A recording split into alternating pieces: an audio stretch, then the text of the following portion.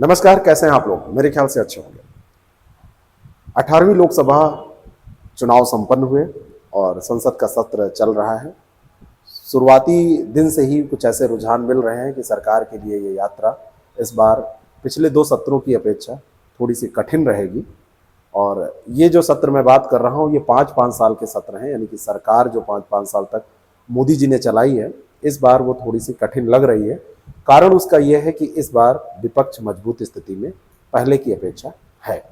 तो जब विपक्ष मजबूत स्थिति में रहेगा तो सरकार के लिए कुछ ना कुछ तो संकट रहेगा ही। उसी में एक है स्थगन प्रस्ताव। स्थगन प्रस्ताव क्या होता है? संसदीय लोकतंत्र का एक बहुत महत्वपूर्ण टूल होता है स्थगन प्रस्ताव। और नीट के मुद्दे पर राहुल गांधी जी ने विपक्ष में बैठकर नीट के मुद्दे पर स्थगन प्रस्ताव लाकर ये सिद्ध कर दिया है कि आगे भी वो कुछ ऐसा करते रहेंगे। और ये जरूरी भी है, क्योंकि अगर ऐसा नहीं होगा तो आप ये समझ सकते हैं कि बहुत सारी चीजें हैं जो सही नहीं चल रही हैं, और उन पर ध्यान अगर नहीं जाएगा तो नागरिकों का कल्याण तो नहीं होगा। और कोई भी सरकार निरंकुश हो ये अच्छा नहीं होता है, वो किसी भी पार्टी की सरकार हो। स्थगन प्रस्ताव संसदीय लोकतंत्र का बहुत ही महत्वपूर्ण टूल है, जो सांसदों को अविलंबीय लोक महत्व के मुद्दों पर तत्काल चर्चा करने के लिए अवसर प्रदान करता है। अगर कोई ऐसा मुद्दा है जिस पर सरकार को जवाबदेह बनाना चाहते हैं, राष्ट्रीय महत्व का मुद्दा है, गंभीर मुद्दा है, तो स्थगन प्रस्ताव लाके वो मुद्दा उठाया जा सकता है।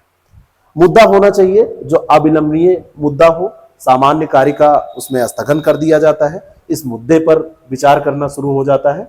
और ऐसे किसी अविलंबीय लोक महत्व के मुद्दे पर इसको लाया जाता है सदन का ध्यान आकर्षित करने के लिए। जैसे नीट परीक्षा का मुद्दा, तो ये माना जा रहा है कि ये राष्ट्रीय स्तर का मुद्दा है और इसमें विलंब नहीं किया जा सकता है। राष्ट्रीय स्तर का मुद्दा ये इसलिए जरूरी है, इसलिए महत्वपूर्ण है, क्योंकि संसद का जो सत्र चलता है उसमें इतना समय नहीं रहता है कि आप हर बात को डिस्टर्ब करें तो वो पता चला जो आज काम होना है वो 15-20 दिन बाद हो। तो इसलिए ये माना जाता है कि जो राष्ट्रीय महत्व के मुद्दे होंगे उन्हीं को इसके अंतर्गत लाया जाएगा, बाकी सारे मुद्दों को नहीं लाया जाएगा। उसका समूचे देश और देश की सुरक्षा पर अगर प्रभाव पड़ रहा है तो लाया जाएगा। और इस प्रस्ताव को अगर स्वीकृत कर लिया जाता है तो सामान्य कार्य संसद का रोक दिया जाता है और इस पर बातचीत होने लगती है। स्थगन प्रस्ताव के लिए सबसे पहले जरूरी है कि जो विषय है जिस पर स्थगन प्रस्ताव लाया जा रहा है वो केंद्र सरकार के कार्यकरण के अंतर्गत आता हो, यानी कि वो मुद्दा केंद्र सरकार से जुड़ा हुआ होना चाहिए। ऐसा नहीं है कि राज्य सरकार की किसी मुद्दे को आप वहां पर जाके मुद्दा उठा के और पूरा जो कार्य चल रहा है उसको डिस्टर्ब कर देंगे। सरकार किस प्रकार अपने कर्तव्यों का पालन करने में असफल रही है ये बताना होता है। ऐसा नहीं कि कोई मुद्दा आपने उठा दिया और बस कह दिया कि ऐसा है, यानी कि आप बस केवल काम रोकना चाहते हैं, बाधा डालना चाहते हैं, तो ऐसा नहीं। अगर ये विषय है तो स्थगन प्रस्ताव की सूचना आपको पहले देनी होगी, यानी विषय तो सही होना ही चाहिए। सुबह 10 बजे से पूर्व इसकी सूचना आप देंगे, जिस दिन इसे आप प्रस्तुत करना चाहते हैं।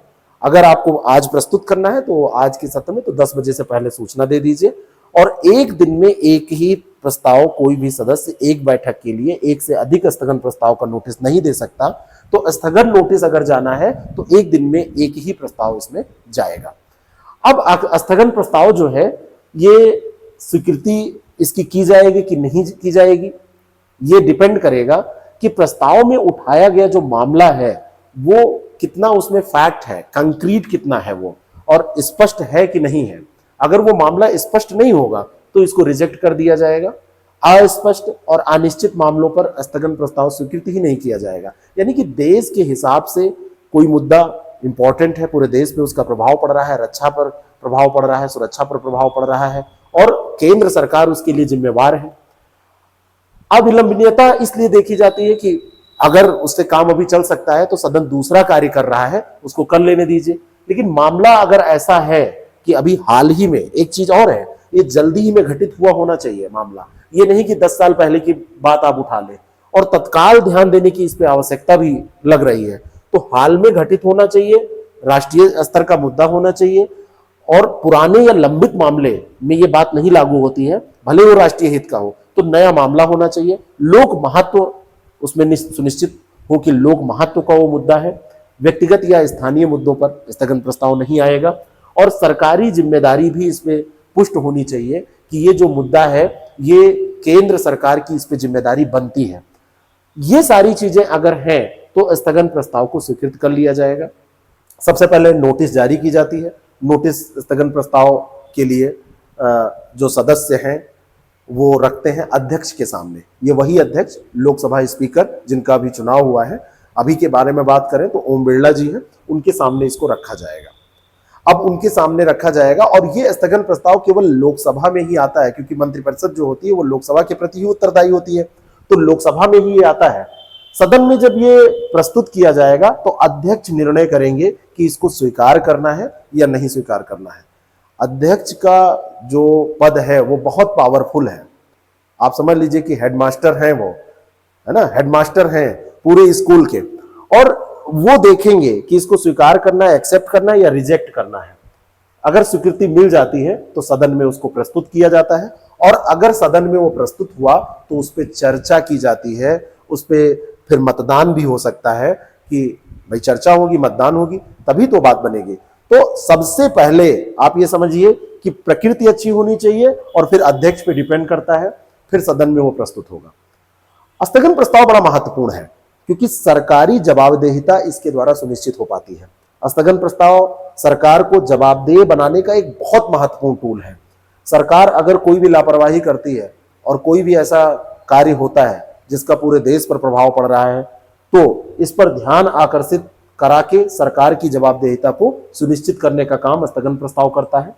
लोकतांत्रिक मूल्यों का संरक्षण करने का यह काम करता है। जो पारदर्शिता है, जवाबदेहिता है, जो सार्वजनिक चर्चाएं हैं, वो इसके द्वारा सरकार के सामने आती हैं, देश के सामने आती हैं कि देखो इस पे सरकार ध्यान नहीं दे रही थी और ये कितना महत्वपूर्ण मुद्दा था। राष्ट्रीय चिंताओं का समाधान इससे हो पाता है। जो भी गंभीर मुद्दे होते हैं उनको तत्काल सरकार को सुनना पड़ता है, क्योंकि वो देश की नागरिकों की सुरक्षा, नागरिकों के हित के लिए वो मुद्दा इंपॉर्टेंट है। क्योंकि अगर लोकसभा स्पीकर ने उसको स्वीकृत किया है तो प्रकृति ऐसी रही होगी उसकी, तभी किया है। तो स्थगन प्रस्ताव का बड़ा महत्व होता है। राष्ट्रीय सुरक्षा पर भी ये आ सकता है, जैसे सीमा पर आतंकी हमले हो जाए, देश की आंतरिक सुरक्षा से जुड़ा कोई मामला हो तो उस पर लाया जा सकता है। हो सकता है कोई आर्थिक संकट आ जाए, घोटाला हो जाए, कोई वित्तीय संकट है, देश की आर्थिक दशा के लिए वो सही नहीं है, देश का आर्थिक भविष्य खतरे में है, तो ये लाया जा सकता है। कोई प्राकृतिक आपदा आ जाए जिस पर सरकार ध्यान नहीं दे रही है और उसको अविलंब करना जरूरी है, उस पर ध्यान देना जरूरी है, तो ये लाया जा सकता है। कोई भी आपदा हो, भूकंप है, बाढ़ है, सूखा है, भूस्खलन हो जाए, अगर कहीं ज्वालामुखिता किसी देश में, भारत में तो उतने नहीं होते हैं, लेकिन अगर किसी देश में ऐसा है तो उसको भी लाया जा सकता है। कोई भी प्राकृतिक आपदा हो, ज्यादा बारिश हो जाना भी एक आपदा होती है, बाढ़ आ जाना, अंतरराष्ट्रीय संबंध, पड़ोसी देशों से अगर तनाव हो रहा है, महत्वपूर्ण अंतरराष्ट्रीय समझौतों पर कोई बात है और उस पर ध्यान केंद्रित करना जरूरी है, तो उस पर भी स्थगन प्रस्ताव का प्रयोग किया जा सकता है। स्थगन प्रस्ताव की कुछ सीमाएं भी हैं, नहीं तो फिर रोज स्थगन प्रस्ताव आएगा और सदन की कार्यवाही चल भी नहीं पाएगी। अध्यक्ष जब तक इस पर मोहर नहीं लगाते, इसको एक्सेप्ट नहीं करते, तब तक ये किसी काम का नहीं है, आप चिल्लाते रहिए।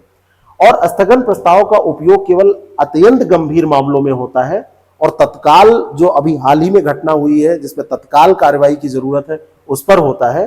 तो नियमित उपयोग इसका नहीं किया जा सकता कि आप रोज हल्ला मचाएंगे, एक सदस्य आज कुछ कह रहा है, दूसरे दिन कोई दूसरा कुछ कह रहा है, या रोज आप कुछ ना कुछ उठा रहे हैं, तो ऐसा नहीं होता है। और समय की कमी होती है, संसद के पास पहले से ही बहुत सारे कार्य होते हैं, इसलिए स्थगन प्रस्ताव पर वैसे बहुत ज्यादा ध्यान नहीं दिया जाता है। अध्यक्ष महोदय भी चाहते हैं कि जल्दी जल्दी मामलों को निपटाया जाए, और अगर इसी में फंसे रहेंगे तो सदन की कार्यवाही बाधित हो जाएगी। तो इन सीमाओं के साथ भी, ये जो सीमाएं हैं, ये सीमाएं तो ही हैं, इन सीमाओं के साथ भी अगर इनके महत्व को देखा जाए तो महत्व बहुत ज्यादा है इनका। ये किसी भी रूप में बहुत ही महत्वपूर्ण उपकरण है, बहुत ही महत्वपूर्ण टूल है, और हमारे यहाँ, हमारी संसद में ये चलता आ रहा है और सदन की जवाबदेहिता को सुनिश्चित करता आ रहा है। लोकसभा में इसको रखा जाता है। तो ये काम की बात थी आज की, और ये आपको देखने को खूब मिलेगा क्योंकि विपक्ष मजबूत है, लेकिन इन क्राइटेरिया जो हमने आपको बताया, इन क्राइटेरियाज पे ही इसको पेश किया जाता है। तो ये काम की बात का एपिसोड आपको कैसा लगा? मेरे ख्याल से आपको पसंद आता होगा तो लोगों तक पहुंचाइए, और हमारे चैनल पर अगर आप नए हैं तो इससे जुड़िए, इसको सब्सक्राइब करिए, और ऐसी बातों को आप दूसरों तक शेयर भी कर सकते हैं, लोगों तक पहुंचा के लोगों को जागरूक करना हमारा काम है। लोग जाने कि देश में क्या हो रहा है, सरकार में क्या हो रहा है, जिससे कि लोग अपने अधिकारों की मांग कर सकें और अपने प्रतिनिधियों से भी ये चीज़ें कह सकें कि ये मुद्दा आप उठाइए। क्योंकि जो सांसद होते हैं, सांसद कौन चुनता है? सांसद हम ही लोगों के बीच से चुने जाते हैं। जनता उसमें क्या करती है? वोट देती है, तब वो बनते हैं। तो अगर वोट के द्वारा बनाए जाते हैं तो आप भी उनको सलाह दे सकते हैं। इस एपिसोड को यहीं पर समाप्त करते हैं, फिर मिलेंगे किसी नए एपिसोड में, काम की बात करेंगे। Thank you so much. जय हिंद, जय भारत।